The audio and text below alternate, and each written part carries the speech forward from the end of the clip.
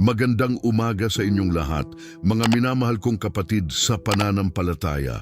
Salamat sa Diyos na muli nating nakamit ang bagong umaga na ito, ang Martes ng Marso 3, isang araw na puno ng mga pagpapala, pag-asa at mga oportunidad na inihanda ng ating mapagmahal na Ama sa langit. Labis akong nagpapasalamat na kayo ay nandito ngayong umaga, na handang magsimula ng inyong araw hindi lamang sa pisikal na paghahanda, kundi sa espiritual na pagsasakripisyo ng oras upang makipag-ugnayan sa Panginoon. Ang pagpili ninyong makinig sa panalangin na ito ay isang patunay ng inyong pagmamahal at pagtitiwala sa Diyos. At nawa ay pagpalain nawa kayo ng puong may kapal sa desisyon na ito na unahin siya sa lahat ng bagay sa inyong buhay ngayong araw. Mga kapatid, hindi aksidente na kayo ay gising ngayong umaga. Hindi pagkakataon lamang na kayo ay nabigyan ng pagkakataong huminga muli, na marinig ang mga tunog ng kapaligiran, na makita ang sikat ng araw na sumisilip sa inyong mga bintana. Lahat ng ito ay mga regalo mula sa ating Diyos na walang kapantay ang pagmamahal sa atin. Bawat sandali ng ating buhay ay isang sagradong regalo at ang umagang ito ay hindi naiiba. Ito ay isang blangkong pahina sa aklat ng ating buhay, isang bagong kabanata na tayo ay binibigyan ng Diyos ng pagkakataong isulat ng may pananampalataya, pag-asa at pagmamahal. Ang tema natin ngayong umaga ay napakahalaga at napakalakas. Simulan ang araw sa ilalim ng kapangyarihan ng Diyos. Bakit mahalaga ito, mga kapatid? Sapagkat kung paano natin sinimulan ang ating araw ay lubhang nakakaapekto kung paano ito magtatapos. Kung tayo ay magsisimula ng walang direksyon, walang layunin, at lalo na walang presensya ng Diyos, tayo ay maglalakad na parang mga bulati sa dilim, walang alam kung saan patungo. Ngunit kung tayo ay magsisimula sa ilalim ng kapangyarihan, proteksyon at patnubay ng Diyos, tayo ay maglalakad ng may kumpiyansa, may kapayapaan at may katiyakan na tayo ay hindi mag-iisa sa anumang hamon na ating haharapin. Ang ating bersikulo para sa umagang ito ay mula sa Awit 91:1-2 na nagsasabi, "Ang tumatahan sa kanlungan ng kataas-taasan ay mananahan sa ilalim ng lilim ng makapangyarihan." Sasabihin ko tungkol sa Panginoon, siya ang aking kanlungan at aking kuta, ang aking Diyos na aking pinagkakatiwalaan. Mga kapatid, pansinin ninyo ang kapangyarihan ng mga salitang ito. Hindi ito simpleng pangako, ito ay isang solemne na deklarasyon ng proteksyon, ng seguridad at ng walang kapantay na pag-aalaga na inaalok ng Diyos sa mga tumitira sa Kanya, sa mga naninirahan sa ilalim ng Kanyang kapangyarihan at presensya. Ito ay hindi para sa mga nag-aalangan, hindi para sa mga bumabalik-balik ng loob, kundi para sa mga tunay na naniniwalang walang mas ligtas na lugar kaysa sa mga bisig ng ating Panginoon. Bago tayo magpatuloy, nais kong anyayahan kayong lahat na maging aktibo sa paglalakbay na ito ng panalangin. Hindi ito isang passive na karanasan kung saan kayo lamang makinig at makalimutan. Pagkatapos, inaanyayahan ko kayong isulat sa comment section ang inyong mga kahilingan sa panalangin, mga intensyon, mga testimonya ng kung paano kayo pinagpala ng Diyos, o simpleng amen upang ipakita na kayo ay sumasang-ayon sa mga dasal na ito. Ang inyong partisipasyon ay hindi lamang para sa inyo, kundi para rin sa iba na makakabasa ng inyong mga salita at maaaninag na hindi sila nag-iisa sa kanilang pakikibaka. Inaanyayahan ko rin kayong mag-click ng notification bell upang hindi kayo makaligtaan ng mga susunod na panalangin at i-share ang video na ito sa inyong mga mahal sa buhay, sa inyong mga kaibigan, kamag-anak at sa sino mang nangangailangan ng espiritual na lakas ngayong umaga. Ngayon, mga kapatid, habang tayo ay naghahanda na pumasok sa mas malalim na bahagi ng ating panalangin, Nais kong kayo ay makaramdam ng presensya ng banal na Espiritu sa inyong paligid. Saan man kayo naroroon ngayong umaga, maging nasa inyong tahanan, sa sasakyan, sa opisina o saan mang lugar, alamin na ang Diyos ay nandoon kasama ninyo. Pumikit kayo kung maaari o kung hindi, manatiling nakatuon ang inyong isipan. Ilayo ang lahat ng pagkakagulo, itabi ang inyong mga problema at bigyan ng Diyos ng inyong buong atensyon sa mga susunod na sandali. Siya ay karapat-dapat sa walang iba kundi ang inyong buong puso, isipan at kaluluwa. Makapangyarihang Diyos, Ama naming sa langit, kami po ay lumalapit sa iyong trono ng biyaya ngayong umaga na may lubos na paggalang, pagpapakumbaba at pagkilala na kami ay mga nilalang lamang na umaasa sa iyong habag at awa. Panginoon, Ikaw ang Alpha at Omega, ang simula at ang wakas, ang lumikha ng langit at lupa, ang hari ng mga hari at ang Panginoon ng mga Panginoon. Walang Diyos na katulad mo, walang kapangyarihan na maihahalin tulad sa iyo, at walang pag-ibig na mas malalim kaysa sa iyong walang hanggang pagmamahal sa amin. Salamat po Panginoon na sa kabila ng aming mga kahinaan, mga pagkakasala at mga pagkukulang, Ikaw ay patuloy na nananatili sa amin, nag-aalaga sa amin at nag-aantay na kami ay bumalik sa iyo ng may pusong mapagpakumbaba at pagsisising tunay. Salamat po Ama sa pagkakataong ito na muli kaming makita ang araw na ito, ang Martes ng Marso 3. Maraming tao ang natulog kagabi na hindi na nagising. Marami ang umaasa na makita ang bagong umaga, ngunit hindi na nabigyan ng pagkakataon. Ngunit kami, Panginoon, pinagkalooban mo ng buhay, ng hininga, ng lakas at ng pag-asa. Salamat po sa bawat tibok ng aming puso, sa bawat paghinga ng aming mga baga, sa bawat galaw ng aming mga kamay at paa. Salamat po sa aming mga mata na nakakakita, sa aming mga tainga na nakaririnig at sa aming mga isipan na nakakaisip. Lahat ng ito, Panginoon, ay mga regalo mula sa iyo at kami ay walang karapatan na angkinin ng mga ito bilang aming sarili. Kaya ngayong umaga, kami ay dumarating sa iyo na may pusong mapagpasalamat, na kinikilala na kung wala ka, wala kaming anuman. Panginoon, alam po naming ang iyong presensya ay hindi lamang isang konsepto o isang pakiramdam. Ito ay isang katotohanan na nagbabago ng buhay. Kapag ikaw ay kasama namin, ang mga imposible ay nagiging posible, ang mga mahirap ay nagiging simple, at ang mga kadiliman ay napupuno ng liwanag. Kaya ngayong umaga, Ama, kami ay humihingi ng iyong presensya na mapuno sa aming mga tahanan, sa aming mga pamilya, sa aming mga trabaho, at sa bawat aspeto ng aming buhay. Huwag mo pong hayaang magsimula ang araw na ito nang wala ka. Hayaan mo po kaming makaramdam ng iyong init, ng iyong pag-ibig at ng iyong kapangyarihan na bumabayo sa amin sa bawat hakbang na aming gagawin. Mga kapatid, ngayong umaga, ang ating pangunahing tema ay tungkol sa pagsisimula ng araw sa ilalim ng kapangyarihan ng Diyos. At ito ay napakahalaga na ating maunawaan ng malalim. Marami sa atin ay nagsisimula ng ating mga araw nang walang panalangin, walang pagbasa ng salita ng Diyos at walang pagkilala sa Kanya. Dumidiretso tayo sa ating mga gawain, sa ating mga responsibilidad at sa ating mga alalahanin na parang kaya nating harapin ang lahat ng mag-isa.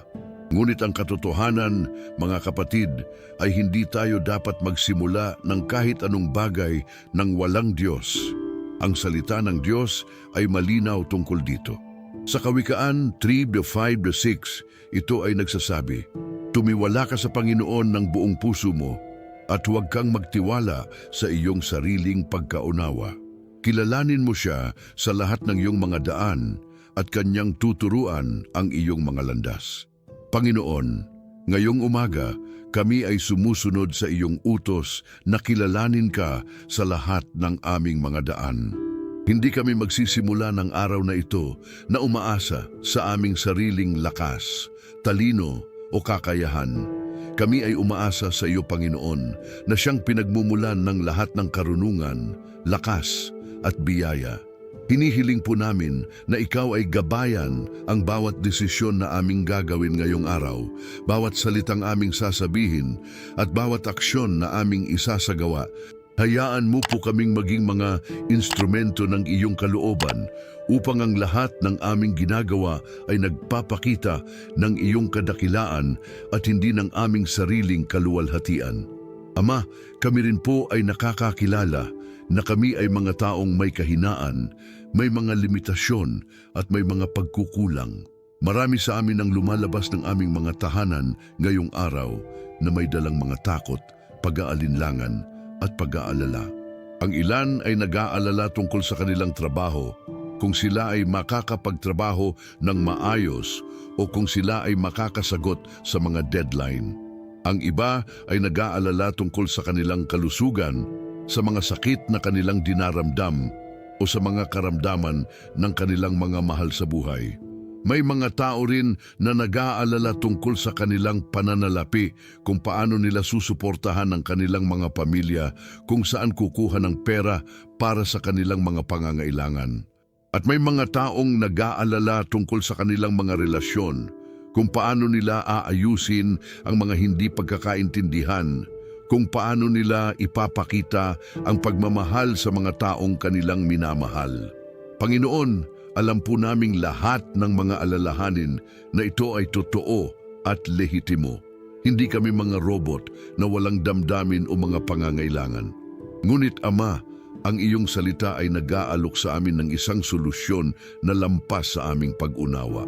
Sa Filipos 4:6-7, ito ay nagsasabi, "Huwag kayong mabalisa tungkol sa anumang bagay, ngunit sa lahat ng bagay, sa pamamagitan ng panalangin at pagsusumamo na may pasasalamat, ipaalam ninyo sa Diyos ang inyong mga kahilingan.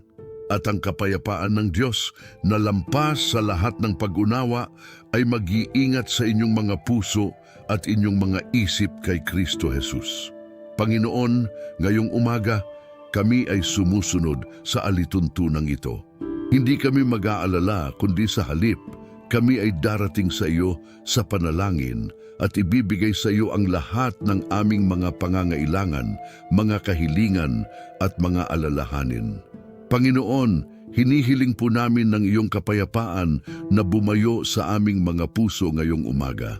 Hindi ang kapayapaang ibinibigay ng mundo na pawang pansamantala at mababaw, kundi ang iyong kapayapaan na lampas sa lahat ng pag-unawa na nagmumula sa katiyakan na ikaw ay nag-aalaga sa amin at na walang mangyayari sa amin na hindi iyong ipinagkakaloob o ipinagpapaalam.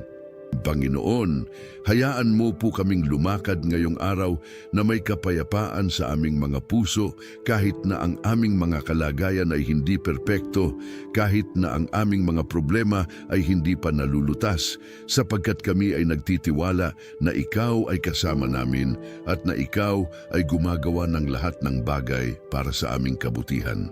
Panginoon, hinihiling din po namin ngayong umaga na bigyan mo kami ng lakas na lampas sa aming kakayahan. Marami sa amin ay pagod na, hindi lamang sa pisikal na kahulugan, kundi pati na rin sa emosyonal at espiritual. Ang buhay ay puno ng mga hamon na kung minsan ay parang labis na mabigat para sa aming mga balikat. Ngunit Ama, ang iyong salita ay nag-aalok ng pag-asa. Sa Isaiah 4:29-31, ito ay nagsasabi, "Siya ay nagbibigay ng lakas sa napapagod at nagdadagdag ng lakas sa walang kapangyarihan." Kahit ang mga kabataan ay napapagod at nawawalan ng lakas, at ang mga binata ay natitisod at nabubuwal, ngunit ang mga umaasa sa Panginoon ay magpapanibagong lakas. Sila ay maglilipad na may mga pakpak na tulad ng mga agila. Sila ay tatakbo at hindi mapapagod. Sila ay lalakad at hindi manghihina. Panginoon, ngayong umaga kami ay umaasa sa iyo. Kami ay hindi umaasa sa aming sariling lakas na mabilis na nauubos, kundi sa iyong walang hanggang lakas na hindi kailanman nauubos. Panginoon, hinihiling po namin na bigyan mo kami ng bagong lakas ngayong araw, ng enerhiya upang harapin ang aming mga gawain, ng tiyaga upang magpatuloy kahit na mahirap, at ng dedikasyon upang tapusin ang lahat ng aming mga responsibilidad ng may kahusayan at integridad.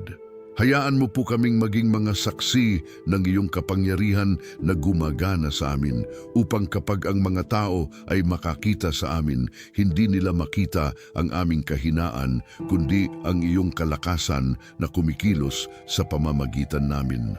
Mga kapatid, isang importanteng aspeto ng pagsisimula ng araw sa ilalim ng kapangyarihan ng Diyos ay ang pagkilala na tayo ay nangangailangan ng kanyang proteksyon. Ang mundong ito, kahit na nilikha ng Diyos at puno ng kanyang mga biyaya, ay puno rin ng mga panganib, mga hamon at mga tukso. May mga espiritual na kaaway na naglalayong sirain tayo, may mga tao na maaaring gumawa ng masama laban sa atin, at may mga sitwasyon na maaaring magdulot ng pinsala sa amin. Ngunit Panginoon, kami ay hindi takot sapagkat kami ay nakakaalam na Ikaw ay aming proteksyon. Sa awit 91 na ating bersikulo para sa umagang ito, ang buong kabanata ay puno ng mga pangako ng proteksyon. Ito ay nagsasabi na tayo ay ililigtas mula sa bitag ng mga ngaso at mula sa nakamamatay na salot. Ito ay nagsasabi na ang kanyang katapatan ay magiging ating kalasag at sandata. Ito ay nangungusap na hindi tayo matatakot sa takot sa gabi, sa palasong lumilipad sa araw, sa salot na lumalakad sa kadiliman o sa pagkalipol na sumisira sa tanghali. Panginoon, ngayong umaga, kami ay naninindigan sa mga pangakong ito.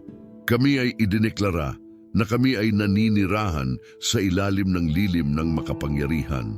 At dahil dito, walang masama ang mangyayari sa amin. Walang salot ang lalapit sa aming mga tahanan. Panginoon, hinihiling po namin ng iyong proteksyon sa bawat aspeto ng aming buhay ngayong araw. Protektahan mo po ang aming mga pisikal na katawan mula sa aksidente, sakit at pinsala. Protektahan mo po ang aming mga isipan mula sa negatibong pag-iisip, kalituhan at kalungkutan. Protektahan mo po ang aming mga emosyon mula sa pagkainis, pagkagalit at pagkabigo. Protektahan mo po ang aming mga espiritu mula sa mga atake ng kaaway, mula sa tukso at mula sa anumang bagay na maglalayo sa amin sa iyo. Panginoon, protektahan mo rin po ang aming mga pamilya ngayong araw, ang aming mga asawa, mga anak, mga magulang, mga kapatid, at lahat ng aming mga mahal sa buhay, ilagay mo po sila sa ilalim ng iyong mga pakpak ng proteksyon. Kung sila ay palabas ng tahanan, gabayan mo po ang kanilang mga hakbang. Kung sila ay nasa trabaho, bigyan mo sila ng kaligtasan at tagumpay. Kung sila ay nasa paaralan, bigyan mo sila ng karunungan at pag-unawa. At kung sila ay nasa bahay, bigyan mo sila ng kapayapaan at kaginhawahan. Panginoon, walang mas importante sa amin kaysa sa kaligtasan at kagalingan ng aming mga pamilya, kaya kami ay nagtitiwala sa iyo na alagaan sila sa bawat sandali ng araw na ito. Ama, nais din po naming magtapat sa iyo ngayong umaga ng aming mga kasalanan at kamalian. Kami ay hindi perpekto at maraming beses kami ay nabibigo sa iyong mga pamantayan. Kami ay nagsasalita ng mga salitang hindi dapat sinasabi, nag-iisip ng mga bagay na hindi dapat iniisip, at gumagawa ng mga aksyon na hindi sumasalamin sa aming pagiging iyong mga anak.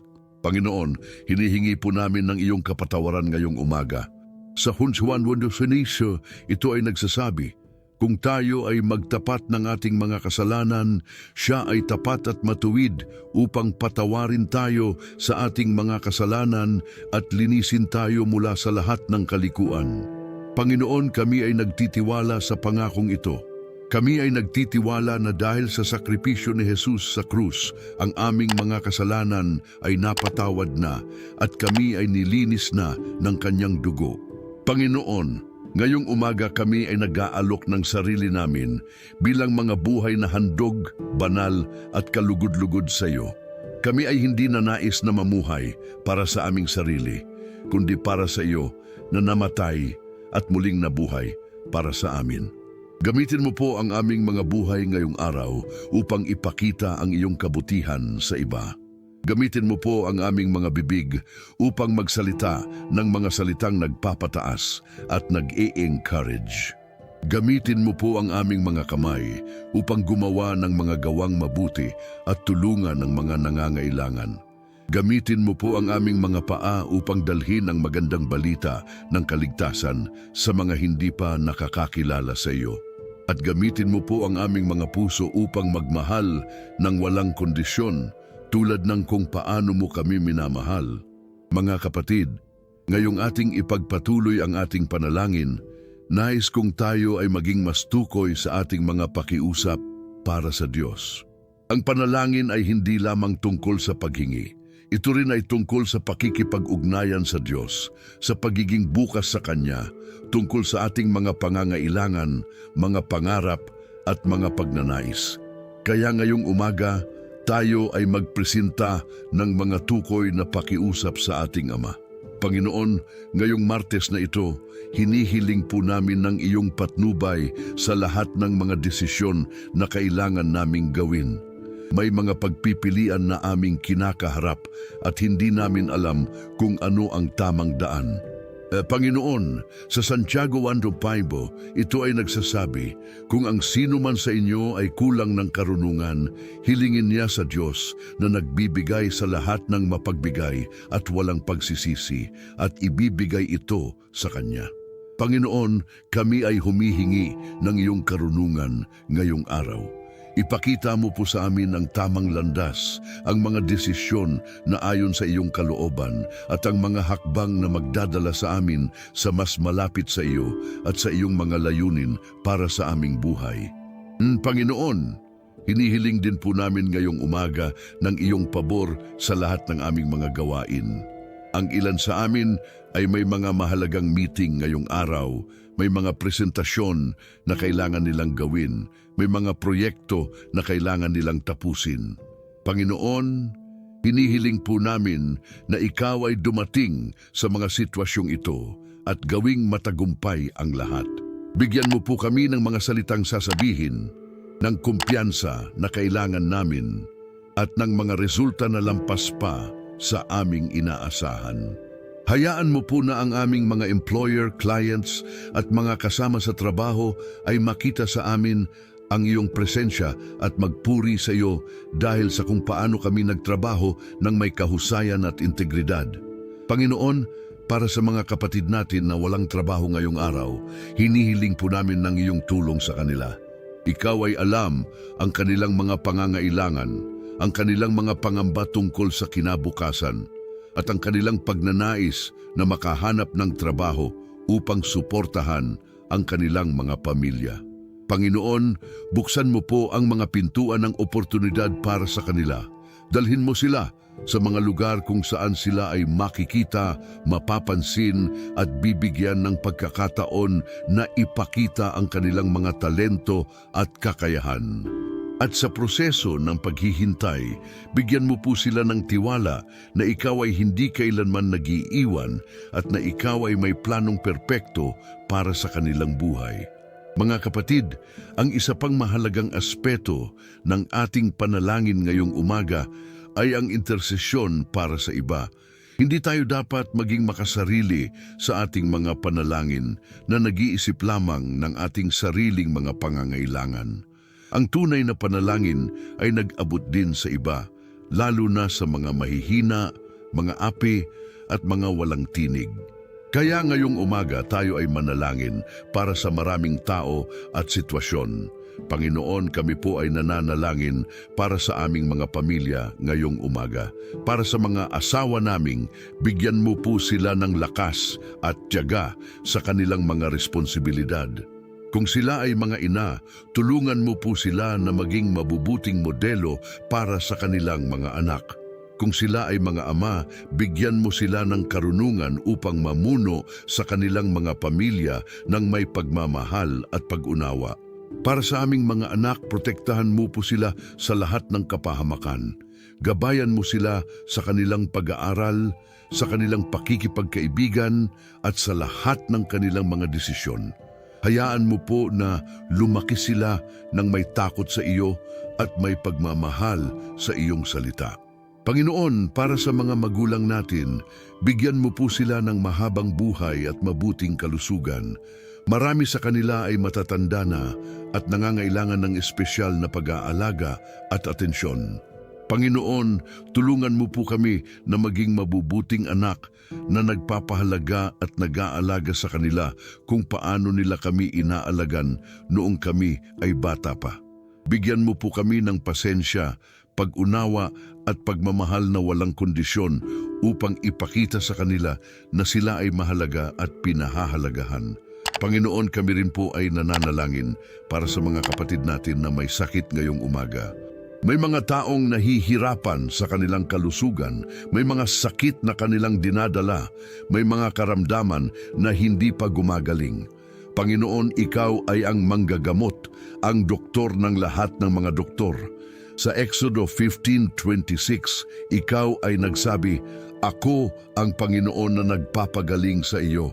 Panginoon, ngayong umaga, kami ay naniniwala sa pangakong ito. Kami ay nananalangin para sa paggaling ng bawat kapatid na may sakit. Gumaling po ang mga may sakit sa puso, sa baga, sa atay, at sa lahat ng iba pang bahagi ng katawan. Gumaling po ang mga may cancer, diabetes, alta presyon, at lahat ng iba pang sakit.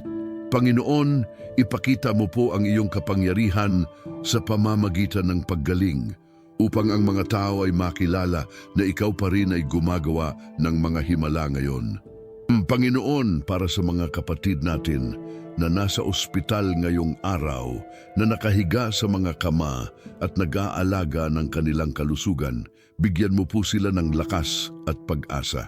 Aliwin mo po sila sa kanilang sakit at ipakita mo sa kanila na ikaw ay nandoon sa kanilang tabi, na humahawak ng kanilang mga kamay sa gitna ng kanilang pagsubok. Bigyan mo rin po ng karunungan ang mga doktor at nurse na nag-aalaga sa kanila upang sila ay gumawa ng mga tamang desisyon at magbigay ng pinakamahusay na pag-aalaga. Panginoon, kami rin po ay nananalangin para sa paglaya ng mga kapatid natin na nakakulong sa iba't ibang uri ng pagkakaalipin. May mga taong nakakulong sa bisyo ng alak, ng droga, ng sugal at ng iba pang masasamang gawain.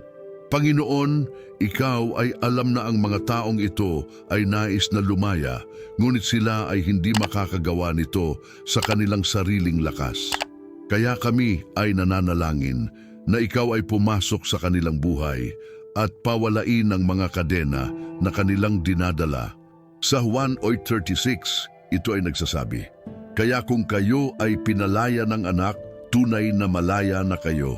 Panginoon, ngayong umaga, kami ay idinedeklarang ang aming mga kapatid na nakakulong sa pagkakaalipin ay napalaya na sa pangalan ni Jesus. Pawalain mo po ang mga kadena, buksan mo ang mga pinto ng kulungan at ilabas sila sa liwanag ng iyong kalayaan. Panginoon, para sa mga kapatid natin na nahihirapan sa kanilang mga relasyon, na may hindi pagkakaintindihan sa kanilang mga asawa, mga anak o mga kamag-anak, hinihiling po namin ng iyong tulong. Panginoon, ikaw ay Diyos ng pag-ibig at pagkakaisa. Hindi mo nais na ang mga pamilya ay mabuwag o ang mga relasyon ay masira.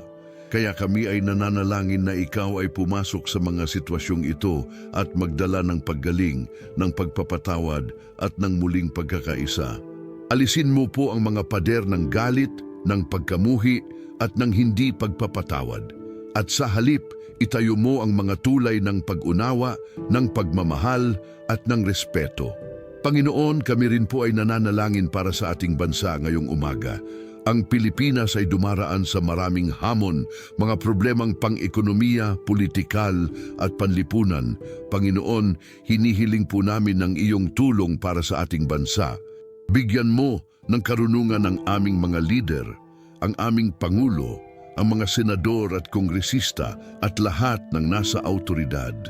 Gabayan mo po sila sa kanilang mga desisyon upang ang kanilang mga patakaran at programa ay makatutulong sa taumbayan at hindi magdudulot ng mas maraming hirap. Alisin mo po ang korupsyon sa gobyerno at itaas mo ang mga taong may integridad at tunay na pagmamahal sa bayan.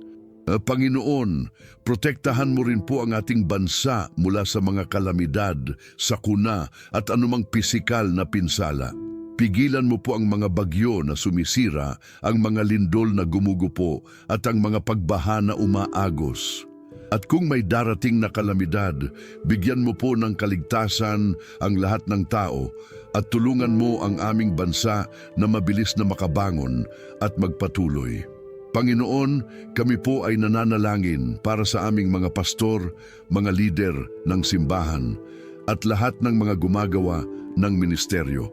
Bigyan mo po sila ng lakas upang magpatuloy sa kanilang tungkulin, ng karunungan upang magturo ng iyong salita, ng may katumpakan at ng pag-ibig upang mag-alaga ng iyong kawan. Protektahan mo po sila mula sa pagod, sa discouragement at sa mga atake ng kaaway. At hayaan mo po na ang kanilang ministeryo ay magbunga ng maraming kaluluwa na mapupunta sa iyo. Panginoon, kami rin po ay nananalangin para sa mga taong hindi pa nakakakilala sa iyo.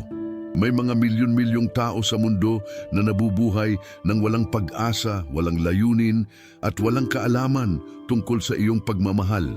Panginoon, gamitin mo po kami bilang mga instrumento upang dalhin sa kanila ang magandang balita ng kaligtasan. Bigyan mo po kami ng lakas ng loob na magsalita tungkol sa iyo, ng mga oportunidad na magbahagi ng aming testimonya at ng mga salitang makakarating sa kanilang mga puso. At sa pamamagitan ng Espiritu Santo, kumilos ka sa kanilang mga buhay upang sila ay makilala ang katotohanan at makatanggap ng buhay na walang hanggan. Panginoon, para sa komunidad ng channel na ito, sa lahat ng mga nanonood at nakikinig ngayong umaga, hinihiling po namin ng iyong mga pagpapala. Pagpalain mo po ang bawat tao na pumili na simula ng kanilang araw na kasama ka. Bigyan mo po sila ng mga breakthrough sa kanilang buhay, ng mga sagot sa kanilang mga panalangin at ng mga testimonya na magpapalakas ng kanilang pananampalataya. Pagsamahin mo po kami bilang isang pamilya na nagmamahalan, nagtutulungan at sama-samang lumalago sa pananampalataya. Ngayon mga kapatid, habang tayo ay lumalapit sa bahagi ng ating panalangin na nakatuon sa praktikal na mga pangangailangan, nais kong tayo ay maging tapat tungkol sa ating mga pangangailangan sa buhay. Ang isa sa pinakamalaking alalahanin ng maraming tao ngayon ay ang kanilang pananalapi, ang kanilang trabaho at ang kanilang kakayahang suportahan ang kanilang mga pamilya. At ito ay lehitimo. Hindi tayo mga espiritual na nilalang lamang. Tayo rin ay mga pisikal na nilalang na may mga pangangailangan na kailangang matugunan. Panginoon, alam po naming ikaw ay Diyos ng sapat, ang Diyos na walang kakulangan. Sa Filipos 4:19, ito ay nagsasabi, "At ang aking Diyos ay tutustusan ang lahat ng inyong pangangailangan ayon sa kanyang kayamanan sa kaluwalhatian kay Kristo Jesus." Panginoon, kami ay naninindigan sa pangakong ito ngayong umaga. Kami ay nagtitiwala na ikaw ay tutupad sa lahat ng aming mga pangangailangan, hindi ayon sa aming sariling limitadong kakayahan, kundi ayon sa iyong walang hanggang kayamanan. Panginoon, para sa mga kapatid natin na nangangailangan ng pera para sa kanilang renta, para sa kanilang pagkain, para sa kanilang mga gastos sa bahay, hinihiling po namin na ikaw ay magbigay. Buksan mo po ang mga pintuan ng oportunidad, dalhin mo ang mga tao na makakatulong sa kanila at gawing available ang mga resources na kailangan nila.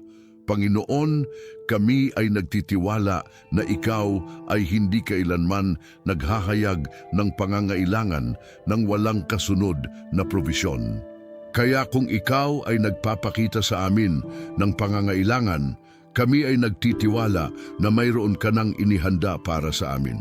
Panginoon, para sa mga kapatid natin na may mga utang na nahihirapan sa kanilang mga bayarin, na nag-aalala kung paano nila babayaran ang kanilang mga obligasyon, hinihiling po namin ng iyong tulong. Panginoon, bigyan mo po sila ng karunungan kung paano nila mamahalain ang kanilang pananalapi. Turuan mo po sila ng tamang priorities, ng wastong pag-budget at ng disiplina sa paggastos.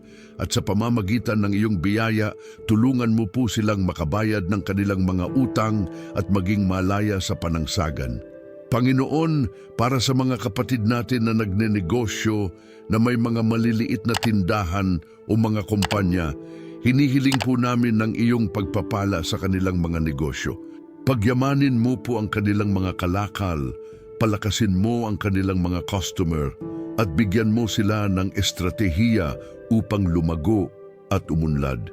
Hayaan mo po na ang kanilang mga negosyo ay hindi lamang magbigay sa kanilang mga pangangailangan, kundi maging instrumento rin upang tulungan ang iba at ipalaganap ang iyong kaharian.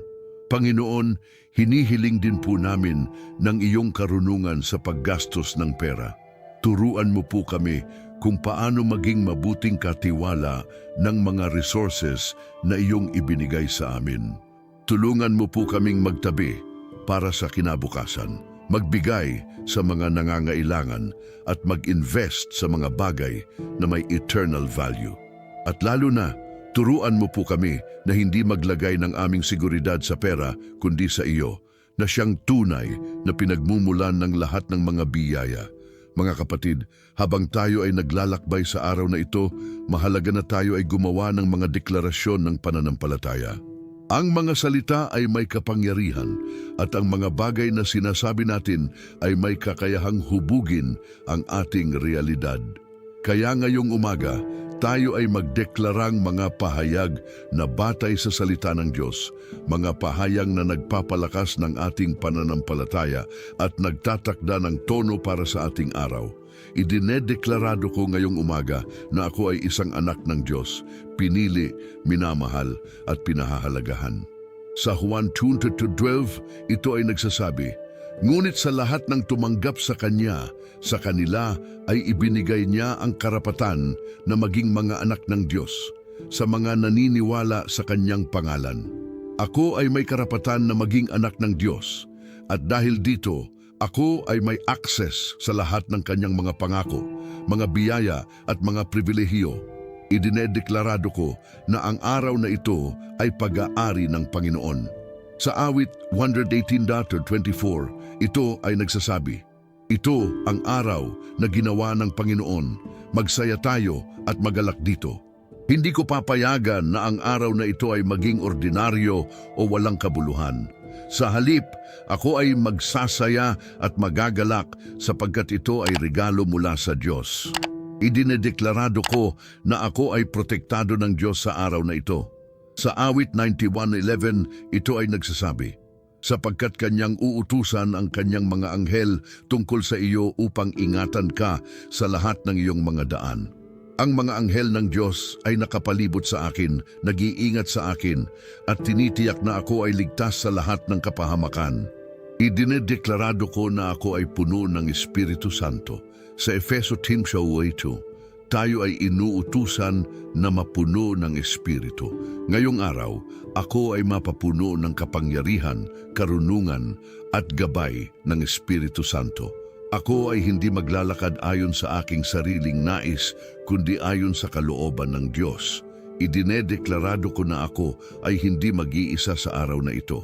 Sa Mateo 28:20, si Jesus ay nagsabi, "At tandaan, ako ay sumasa inyo lagi hanggang sa katapusan ng mundo."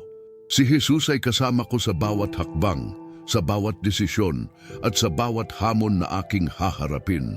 Idinedeklarado ko na ako ay may lakas na lampas sa aking kakayahan. Sa Filipos 4:13, ito ay nagsasabi, "Lahat ng bagay ay kaya kong gawin sa pamamagitan niya na nagbibigay sa akin ng lakas." Walang imposible para sa akin sa tulong ng Diyos. Idinedeklarado ko na ako ay magiging tagumpay sa lahat ng aking mga gawain. Sa Josue 1:8, ito ay nagsasabi, ang aklat ng kautusan na ito ay hindi dapat humiwalay sa iyong bibig, kundi iyong pagbubulayan ito araw at gabi upang ikaw ay magsunod ng buong ingat sa lahat ng nakasulat dito. Sapagkat kung gayon ay magtatagumpay ka sa iyong daan, at kung gayon ay magkakaroon ka ng mabuting pagtatagumpayan. Ako ay magtatatampak sa salita ng Diyos, at dahil dito ako ay magtatagumpay. Idinedeklarado ko na ang Diyos ay gumagawa ng lahat ng bagay para sa aking kabutihan. Sa Roma 8:28, ito ay nagsasabi, at alam natin na sa lahat ng bagay, ang Diyos ay gumagawa para sa kabutihan ng mga umiibig sa Kanya. Kahit na may mga bagay na hindi ko naiintindihan, nagtitiwala ako na ang Diyos ay may plano at na lahat ay magresulta sa mabuti. Idinedeklarado ko na ako ay sapat sa pamamagitan ni Kristo. Sa 2 Korinto 3:2, ito ay nagsasabi, hindi na ang aming pagiging sapat ay mula sa amin, kundi ang aming pagiging sapat ay mula sa Diyos.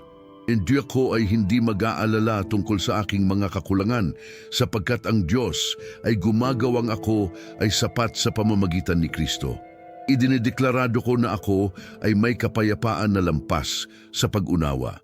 Sa Filipos 4:7, ito ay nagsasabi, at ang kapayapaan ng Diyos na lampas sa lahat ng pag-unawa ay mag-iingat sa inyong mga puso at inyong mga isip kay Kristo Jesus. Sa kabila ng mga hamon, ako ay may kapayapaan sa aking puso. Panginoon, habang kami ay nagtatapos ng ating panalangin ngayong umaga, nais po naming magpasalamat sa iyo muli. Salamat po sa oras na ito na aming naging kasama ka, sa mga sandaling ito na kami ay nakapag-usap sa iyo at naibuhos ang aming mga puso.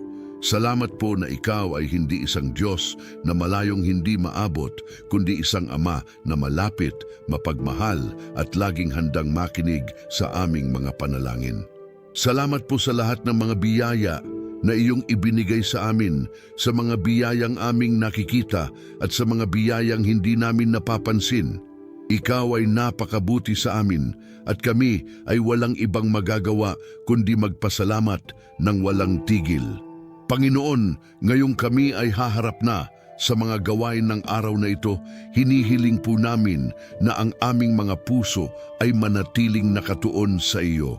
Sa gitna ng aming mga gawain, sa pagitan ng aming mga responsibilidad, hinihiling po namin na kami ay mananatiling connected sa iyo. Hayaan mo po kaming maging tulad ng tanim na nakabaon sa tabi ng ilog ng buhay na tubig, na palaging nakakakuha ng nutrisyon mula sa iyo. Sa Awit 1:3, ito ay nagsasasabi, siya ay magiging tulad ng punong nakabaon sa tabi ng mga batis ng tubig, na nagbubunga sa kanyang kapanahunan at ang dahon nito ay hindi nalalanta. Panginoon, nais po naming maging mga taong produktibo na nagbubunga ng mabubuting gawa at napatuloy na lumalaki sa pananampalataya. Panginoon, hinihiling din po namin na ang bawat gawain na aming gagawin ngayong araw ay maging isang anyo ng pagsamba sa iyo. Maging ang mga simpleng gawain tulad ng pagluluto, paglilinis o pagmamaneho, nawa ay maging mga oportunidad upang purihin ka at ipakita ang aming pagmamahal sa iyo. Sa Colossus 3:23, ito ay nagsasabi, at anumang gagawin ninyo, gawin ninyo ito ng buong puso na parang para sa Panginoon at hindi para sa mga tao.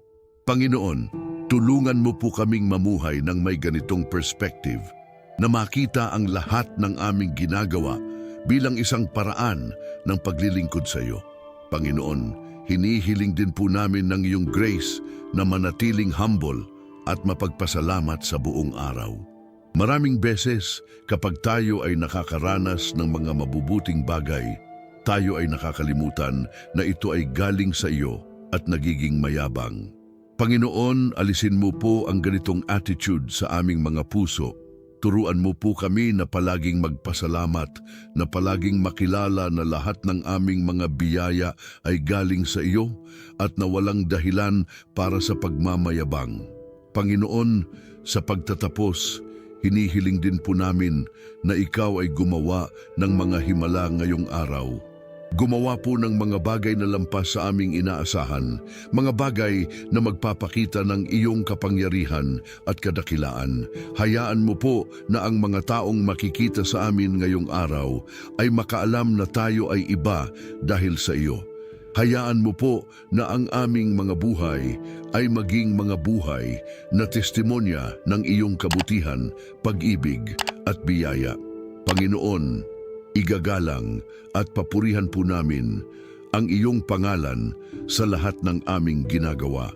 Ikaw ay karapat-dapat sa lahat ng papuri, sa lahat ng kaluwalhatian at sa lahat ng parangal. Hindi kami, Panginoon, kundi ikaw.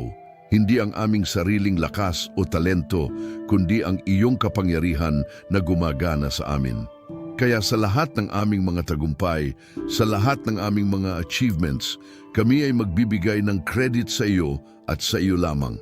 Panginoon, nawa ay ang araw na ito ay maging isang malaking testimonya ng iyong pagiging tapat.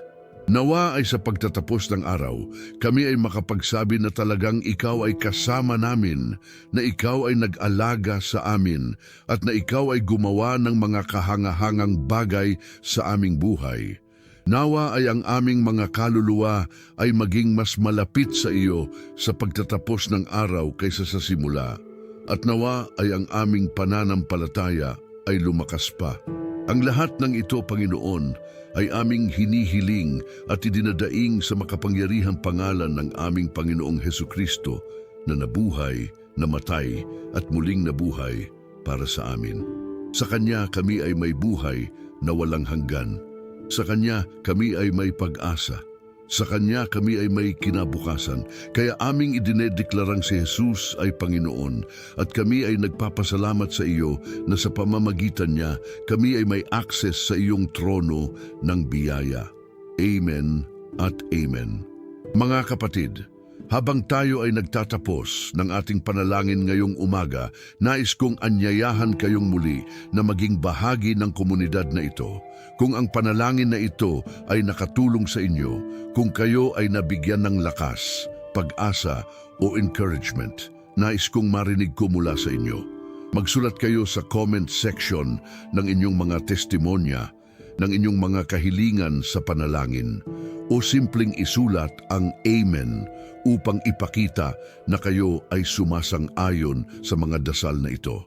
Ang inyong mga komento ay hindi lamang para sa akin, kundi para rin sa iba na makakabasa at maaninag na sila ay hindi nag-iisa sa kanilang mga pakikibaka.